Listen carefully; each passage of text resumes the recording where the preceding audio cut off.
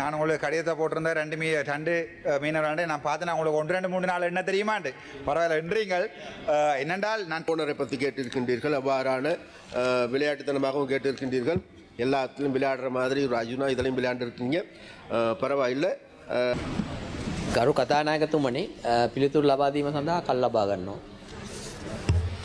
අමාත්‍යංශ නිවේදන දීවර ජලජ සහ සාගර සම්පත් අමාත්‍ය ගරු රාමලිංගම් චන්ද්‍රසේකර මහතා 2026 6 10 වෙනි දින ගරු වෛද්‍ය රාමනාഥන් අර්චුනා මහතා විසින් ස්ථාවර නියෝග 27 2 යටතේ අසන්නද ප්‍රශ්නයට පිළිතුරු ලබා දී.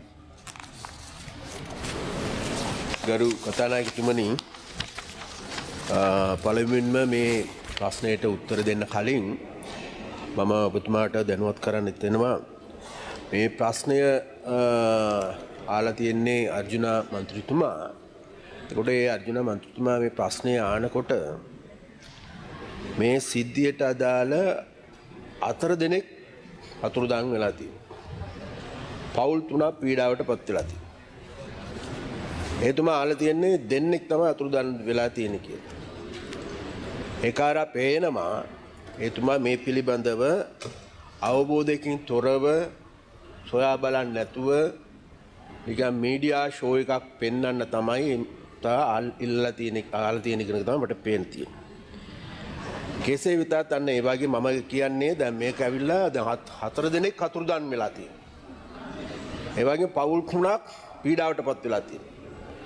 එක පවුලක් තියෙනවා මේ කතානායකතුමනි වෙන කවුරුත් නැහැ. ළමයි දෙන්නෙක් ඉන්නවා. ඒකට ඒ වගේ සංවේදී ප්‍රශ්නයක් මේක. ඒකට මේ වගේ ප්‍රශ්න නිකන් වීලුවට ලක් කරලා නිකන් තමන්ගේ මීඩියා ෂෝ එක තමන්ගේ වීවර්ස් එක වැඩි කරගන්න නම් මේ වගේ මේ පාත් වැඩ කරන්න එපා කියන එක පළවෙනිම මම ඉල්ලා සිටිනවා. එක. දෙවනුව කෙසේ වෙතත් එතුමාට ඒක මීඩියා ෂෝ එකක් වෙන්න පුළුවන්. හේතුමා මේ ප්‍රශ්නේදී වෙනත් පැත්තෙන් වවාගෙන කන්න පුළුවන්. නමුත් මට තියෙනවා යුතුයකමක් මම දීවර මැතිවරයා හැටියට මේ ප්‍රශ්නෙට සාධාරණ උත්තර දෙන්න. එම නිසා මම මේ පිළිබඳව මට අදාළ උත්තරේ මම ලබා දෙන්නේ. கௌரவ சபாநாயகர் அவர்களே, கடந்த அதாவது 27(2) கீழ் நிலையில் கட்டின் கீழ் கேட்கப்படுகின்ற கேள்விகளுக்கு பதிலாக விசேடமாக முதலாவது கேள்வியாக விசேடமாக இந்த வடமாராட்சி பருத்தித்துறை காணாமலாக்கப்பட்ட மீனவர்கள் பெயர்கள் என்ன என்பது அவர் கேட்டிருக்கின்றார். கௌரவ பாராளுமன்ற உறுப்பினர் அவர்களே, தாங்கள் கேள்வி கேட்பது உண்மையில் மீனவர்கள் மீதான அக்கறை என்றால் உண்மையிலே மனமுவர்ந்து நான் பதிலளிக்க விரும்புகின்றேன். ஆனால் உங்களுடைய ஊடக விளம்பரத்திற்காக என்றால் மனவேதனையுடன் பதிலளிக்கின்றேன். ஏனென்றால் அதாவது இதில் காணாமல் போனவர்கள் 2 பேர் அல்ல 4 பேர். அதில் முதலாவது நபர் எடுத்துக்கொண்டால் உங்களுக்கு ஞாபகமூட்ட விரும்புகின்றேன். 27/5/2026 அன்று பருத்தித்துறை பகுதியிலிருந்து கடற்துறை நடவடிக்கைகளுக்காக கடலுக்கு சென்று 2 மீன்பிடி படகுகளும் 4 மீனவர்களும் காணாமல் போனதாகவே தெரிவிக்கப்படுகின்றது. அதுதான் உண்மை. 27/5/2026 ஆண்டு அன்று இரவு சுமார் 11 மணி அளவில் பருத்தித்துறை பகுதியில் உள்ள முனை இறங்குத்துறையிலிருந்து மீன்பிடிக்க புறப்பட்ட பின்னர் காணாமல் போன 2 மீனவர்கள் குறித்த தகவல்கள் பின்வருமாறு. படகின் இலக்கம் OFRP A 3892 ஜப்னா நோட். முதலாவது நபருடைய பெயர் சோதிலிங்கம். அவருடைய அடையாள அட்டை இலக்கம் இணைக்கப்பட்டிருக்கின்றது. இரண்டாவது கஜிகுமார், அவருடைய வயது 37. முதலாவது வயது 54. அதே போன்று 27/5/2026 மாலை 6 மணி அளவில் பருத்தித்துறை பகுதியில் உள்ள கட்கோவளம் இறங்கு துறையிலிருந்து மீன்பிடிக்க சென்ற பின்னர் காணாமல் போன 2 மீனவர்கள் குறித்த தகவல்கள் பின்வருமாறு.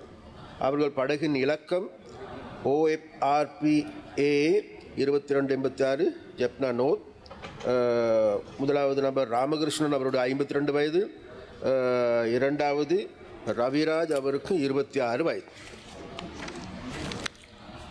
இதுதான் அவர்களுடைய தகவல். இந்த 2 மீனவர்கள் காணாமலாக்கப்பட்ட திகதி என்ன? 2 மீனவர்கள் 4 மீனவர்கள் 2026 5/27 ஆம் திகதி காணாமல் போயிருக்கின்றார்கள். அன்றைய தினம் இந்த மீனவர்கள் தொடர்பாக உங்களுக்கு தெரிவிக்கப்பட்டதாம், எனக்கு தெரிவிக்கப்பட்டது. ஆமையால் இந்த மீனவர்கள் தொடர்பாக நடவடிக்கை என்னவென்று கேட்டிருக்கின்றீர்கள்.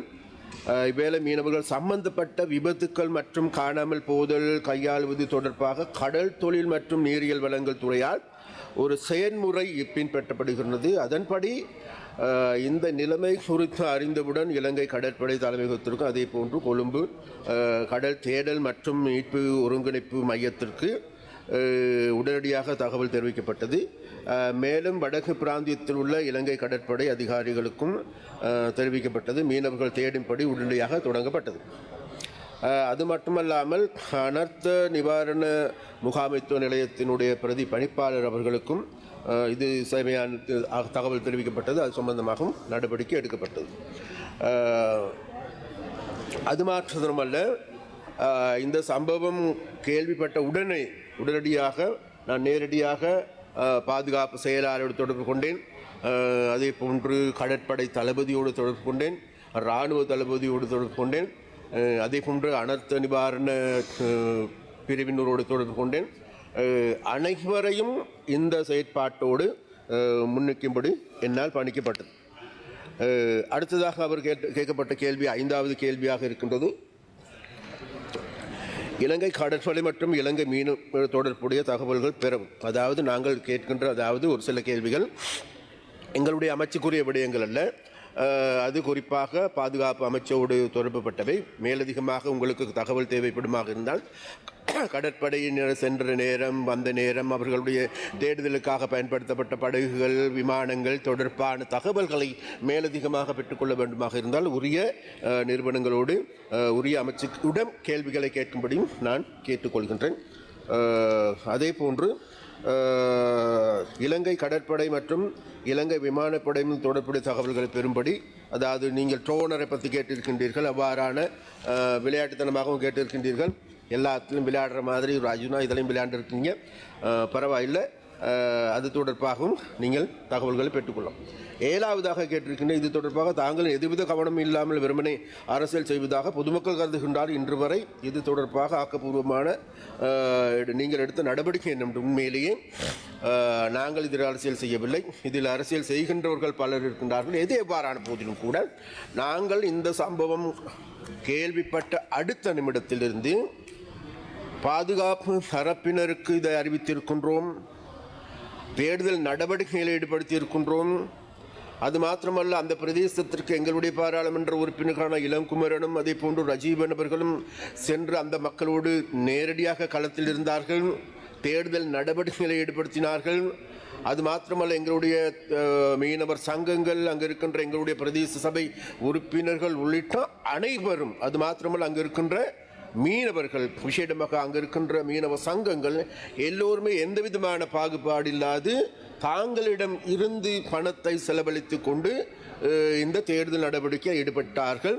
அப்போ அந்த தேடுதல் நடவடிக்கை ஈடுபடுகின்ற பொழுது நேரடியாக அதுக்கு போதுமான ஊக்குவிப்பினை நாங்கள் அவர்களுக்கு பெற்றுக் கொடுத்தோம். அது மாத்திரமல்ல, அவ்வாறு பாதிக்கப்பட்ட குடும்பங்களை நாங்கள் சென்று பார்த்தோம். அவர்களுக்கு செய்ய வேண்டிய அனைத்தையும் நாங்கள் இதுவரைக்கும் நாங்கள் செய்திருக்கின்றோம்.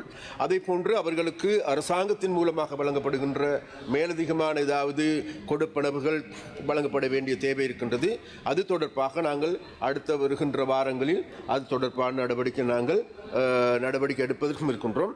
அதே போன்று அவர்கள் கடைசியாக கேட்டுக்கிற இனிமேல் இவ்வாறான காணாமல் போவதற்கு தொடர்பாக தடுப்பதற்கான நிச்சயமாக இதுநாள் வரைக்கும் எங்களுடைய கடல் பரப்பை நாங்கள் எடுத்துக்கொண்டாலும் சரி, எங்களுடைய மீன்பிடி அமைச்சை எடுத்துக்கொண்டாலும் கூட இவ்வாறான ஒரு நிலைமைகள் ஏற்படுகின்ற பொழுது உண்மையிலே அவர்களை பாதுகாத்துக் கொள்வதற்கு போதுமான படகுகளோ வள்ளங்களோ அதே போன்று விமானப்படையினோடு தொடர்போ எந்த விதமான ஆக்கப்பூர்வமான செயற்பாடுகள் முன்னெடுக்கவில்லை. நாங்கள் இப்பொழுது நிச்சயமாக நாங்கள் இப்பொழுது கடந்த 2 மாதங்களுக்கு முன்னர் இருந்து நாங்கள் இதற்கான ஏற்பாடுகளை நாங்கள் செய்திருக்கின்றோம். அதற்கு பாதுகாப்பு அமைச்சர், அதே போன்று பாதுகாப்பு செயலாளர், அதே போன்று அனைவரோடும் இது தொடர்பாக நாங்கள் கலந்துரையாடி இது தொடர்பான நடவடிக்கைகளை நாங்கள் எடுத்திருக்கின்றோம். அதனால் நாங்கள் எதிர்பார்க்கின்றோம் எதிர்வரும் காலங்களில் மக்களிடமும் மாத்திரமல்ல மீனவர்களிடம் ஒன்றை நாங்கள் கேட்டுக்கொள்கின்றோம். மீனவர்களே, நாங்கள் எச்சரிக்கை விடுகின்ற பொழுது அதாவது கடல் தொழில் அமைச்சின் கீழ் எச்சரிக்கை விடுக்கப்பட்ட பிறகு கடலுக்கு செல்ல வேண்டாம் என்று அதை நீங்கள் அவதானத்தில் எடுக்க வேண்டும் நாங்கள் கேட்டுக்கொள்கின்றோம். அதே போன்று எங்களுடைய பாதுகாப்பு அங்கிகள் அணியாது செல்லுகின்றோம். அதன் ஊடாகவும் எங்களுக்கு பாதிப்பு ஏற்பட்டிருக்கின்றது. அப்போ அந்த வகையில் விசேடமாக அவருக்கான நடவடிக்கையில் நாங்கள் தொடர்ச்சியாக நாங்கள் எடுத்து வருகின்றோம் என்பதை கோரிக்கொள்ள விரும்புகின்றோம். நன்றி. ගරු මන්ත්‍රීතුමා நன்றி. பாசத்துக்கும் நேசத்துக்கும் உரிய மீன்பிடித்துறை அமைச்சர் சந்திரசேகரன் அவர்களே, நீங்கள் சொல்லியிருந்தீங்க 4 மீனவர்கள் அண்டு நான் உங்களுக்கு கடிதத்தை போட்டிருந்தேன் 2 மீனவர்கள் நான் பார்த்தேன் உங்களுக்கு 1 2 3 4 என்ன தெரியுமாண்டு பரவாயில்ல என்றீங்கள். என்னென்றால் நான் கேட்க வேண்டிய கேள்வி, உங்களுடைய அரசாங்கம் இந்த மக்களுக்கு கொடுத்த வாக்குறுதிகளில் முக்கியமாக கொடுத்தது அந்த மீன் பிடிக்கிற ஆப் அந்த எங்க கூட மீன் நிற்குதுன்னு சொல்லி மீன் பிடிக்கிற ஆப் ஒன்று தாரன்னு கூட ஜனாதிபதி தாரன்னு சொல்லி இருந்தவர். எப்போ அந்த ஆப்பை தருவீங்கன்னா நாங்கள் கூட எங்க மீன் நிற்குதோ அங்கே போய் பிடிக்கலாம்.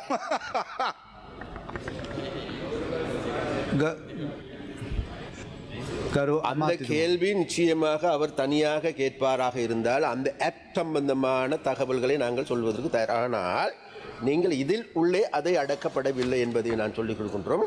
ஆப் சம்பந்தமான நடவடிக்கைகள் இப்போது எங்களுடைய டிஜிட்டல் அமைச்சின் கீழ் முன்னெடுக்கப்படுகின்றது.